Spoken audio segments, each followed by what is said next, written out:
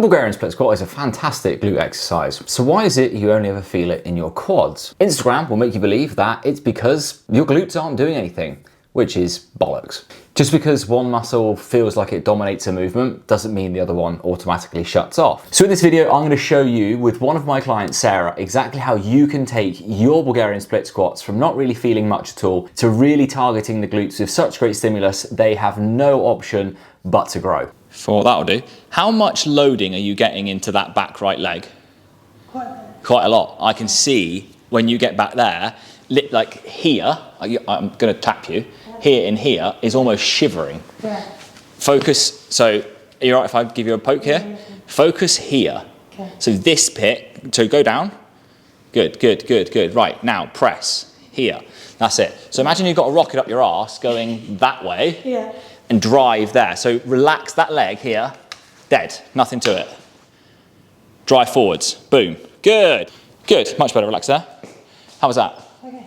Does it feel any different? A little bit, yeah. Good. It just, I can, look at that, look how much pressure. You put a dent in the bench. But the problem here wasn't necessarily that the back leg was doing a lot of work, it's what the front leg isn't doing. If you look at most people's movements, where they struggle isn't in the movement itself, it's in the setup. The most important thing was figuring out why the back leg was so dominant. And once we did that, it was much easier to give Sarah the focus of making sure she was pressing down through that front leg, through the mid part of the foot, getting the knee in a decent position. The back leg naturally relaxed. She was putting so much force into the front leg, that was doing its job, which meant the back leg no longer had to assist anymore. Sit down onto the box, all the way. Good, so you sat there now. Okay, so what you can do is push this knee a bit further forward. Right, there you go. Good, are you on it? Yeah. Good, and again. Kiss the box. No, sit on it. Back up. Oh. And again.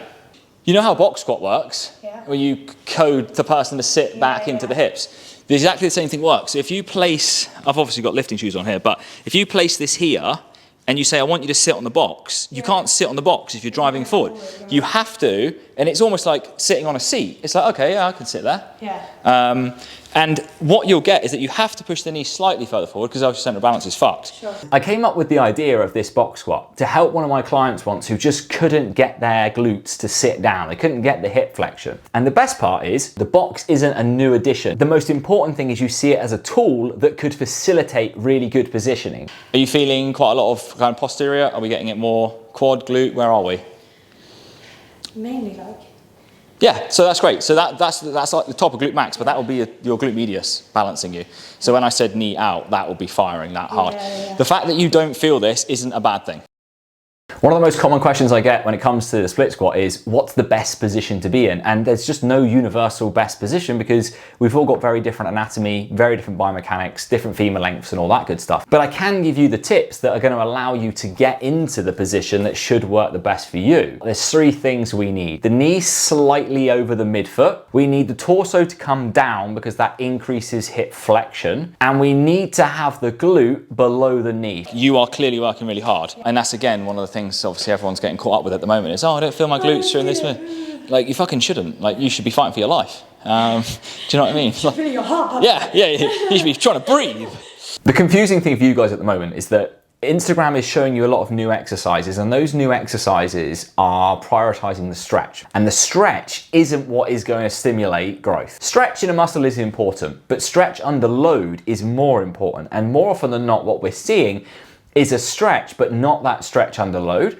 And if that load is greatly minimized, you're trading something out that really would help grow your glutes for something that really doesn't. If the stretch grew the glutes, we would be prescribing yoga and not heavy ass hip thrusts. Right, what are you going to pick? Right. I'll let you off. I'll let you off with a 10 because you have never done this. Assuming you weren't just going to pick up a 10 to do your split squats with. You're fucking kidding me. I don't normally, to be fair. What do you normally do them with? At the moment. Double that? 19.5. Used to be 25. What is it they say? I'm not disappointed. Used to be 25. Right. 3, don't race that descent. Take it easy. 4, much better. That was a bounce. Sit on the box. 5, there we go. 6, much better, Sarah, well done.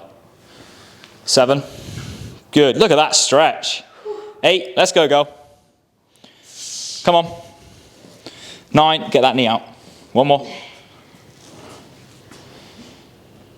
10. Nice work, well done. Oh, I bet that feels good. We want to be able to push the athlete close to failure because then we are going to get that stimulus to the glutes that's going to make them grow. We can only do this once we've been through those first few points, and the setup is the first and most important. So if we really want to go ahead and see glute growth, it's one thing to get the positioning right, it's another to make sure you're getting the loading right. In order to get growth, we need the first two, but we also need stimulation. And stimulation comes from two things: training close to failure in the right rep ranges for the correct amount of volume through the week.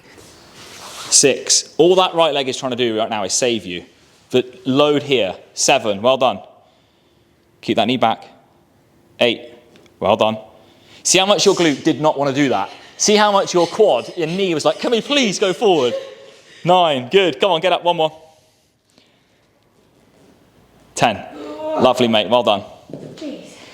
Got a shakes there. Yeah. That was really nice. Really nice. The key really for me is knowing that these are a lengthened glute exercise. So the highest demand is put on the glutes when they're in their most stretched position, kind of like in an RDL. When you load muscles in lengthened positions, you are far less likely to get the same amount of stimulus in terms of sensation than you are from working a muscle in its shortened position. What I always say to my clients is, I want to be able to know what muscle you've trained once you've finished the exercise, not necessarily while you're in the middle of it. I want you to stop asking yourself, can I feel my glutes here? And instead, what we need to be asking is, are my feet in the right position? Are my knees in the right position?